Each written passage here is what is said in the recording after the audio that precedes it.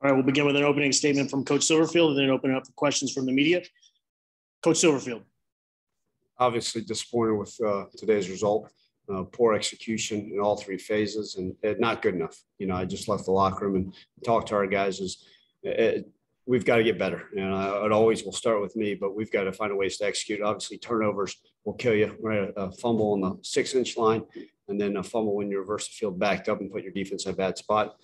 We got to find a way to continue to make plays on the ball in defense, find ways to get turnovers ourselves there. And then special teams, we've got to find ways to execute and be a little bit more explosive there. So all three phases have a lot of work to do, not our best effort. We got to go back to the drawing board and figure some things out here and there, especially with the ball security, because that's been back-to-back weeks. And that certainly gives us no chance. Talking in the locker room to the guys, I said, look, we use the mantra all in. And if there's ever a time that we need everybody to buy into the way we do things day in and day out with our plan, the process, and our culture, it's now or never. And our guys, obviously frustrated, disappointed, angry as they should be, but they held their heads high and understood what we need to do. And we'll find a way. And I believe in this group more than anybody else. And I know we'll figure this thing out. Terry and then Frank. Hey, Coach, I know it's got to be disappointing. 2 weeks in a row, you have a multi-score lead and not being able to hold on to it. So what do you say to your guys to get them over the hump, knowing that they can get there, but actually closing out the deal? Yeah, we talk about having focus for, 60 minutes of a game, 4 quarters.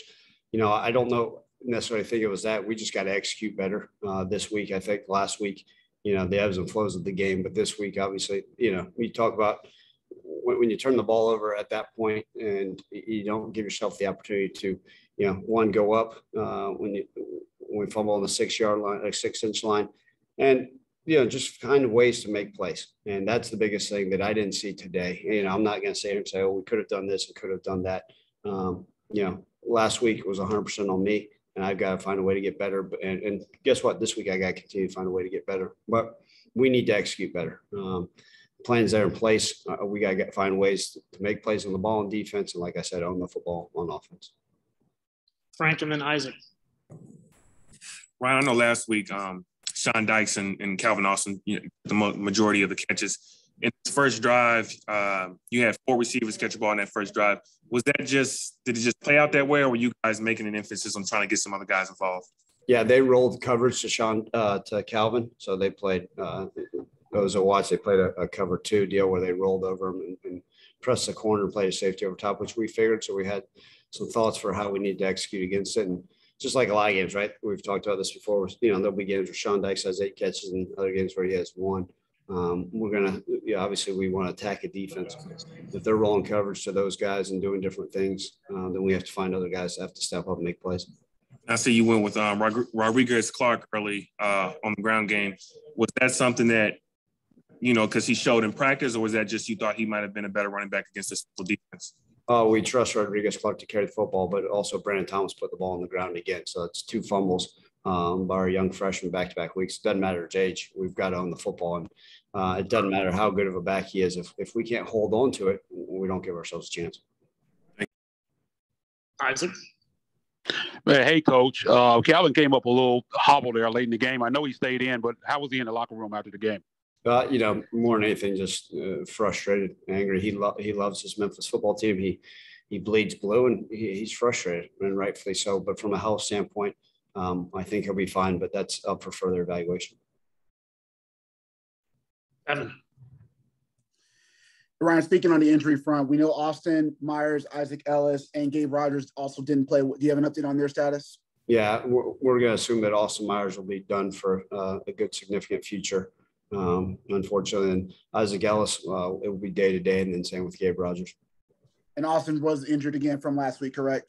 Austin Myers wasn't. Yes, that was an injury. He didn't travel with their team this week. Gotcha. And then the second question for me, with the fumbling issues, you said you consider anything, consider where you guys are at this point. Would you guys consider maybe a change in running back, or just kind of, tell the guys, hey, we have to own the football, or is any option on the table now for this week? Oh, the problem is we've had 4 different people fumble the ball. So, I didn't want to get to the point where we're rotating 5 backs, but we did last year, and it's disappointing. Let's call it what it is. If none of them can own the football, then we'll go in empty sets and just throw the ball every darn play. But look, we're going to practice it. We harp on it, Evan, and I'll continue to push it. We talk about it every huddle. We're just not executing it. And, I've got great faith in our backs. Look, they're all young men that care, and they're going to run their tail off. We all know they run hard. I don't doubt that at all. And the ball security issue is just one of those things that we've got to find a way to get fixed. You got to harp on it better in practice. I think we've got to continue to find ways to make it right. I mean, it's Brandon's had 2, right? We know Asa Martin had 1 the first game. Colin Watkins had his on the 6-inch line, right? The quarterback had 1 last week. We've got to be better at it. And the only way I know how to improve is, continue to harp on it more at practice and make it even a major, more important of emphasis if we can. And then last thing, time of possession for the defense. Obviously, last week it was a concern with them running the ball as well. Are you concerned now with the defense kind of, not being able to get off the field, or is it just, again, you attribute it to teams just running the ball, keeping the clock going, and just, something you guys have to address now this week? Yeah, I mean, I think it's a combination of things. Yeah, sure. I'm concerned that we need to find ways to get off the field better as a defense. That's part of it. They were also a huddle team that was really snapping the ball really around the 5 to 9 second mark as an offense. But we've got to do a better job of getting, some 3 and outs and getting some stops. We need to find ways to get turnovers on defense. And it always come down to, right, I talked about making plays on the pass game, but ideally, if you don't stop the run, the time of possession will certainly be in their favor. And then as an offense, right, you got to find ways to execute. You can't go 3 and outs. Tempo is great and all, but if you're going 3 and out, then it's not as effective, obviously. So the time of possession is what it is. I always look at what the final score should be, but concerning just really when our snap counts and rep counts get high, but we got to find a way to get off the field. Thank you. Terry. Hey, Coach, we're not used to Memphis fair catching kickoff returns. And second question is, when do you expect your field goal kicker back? Look, with Cam Fleming, their kicker was kicking very high kickoffs. So the hang time was there. Obviously, the distance wasn't on some of them. This was Cam's first game, obviously, with Gabe Rogers being out as a kickoff returner. And, I always say this, if you fair catch every kickoff return, you're in the top 15 in the country. So it's part of it. So we're just, we're probably conservative there, but for good reason. The wind was swirling down there on the field as well. And then what was your next question, Terry? Your return of your regular pace kicker. Yeah, that's a good question. I like I've told you guys before, I'm not trying to sound funny. I don't know how to judge a kicker's injury. Hopefully he'll be back until that time, and Joe Doyle we trust, and then Noah Grant will obviously handle the kickoffs. Thank you, Coach Silverfield. Thank you, guys.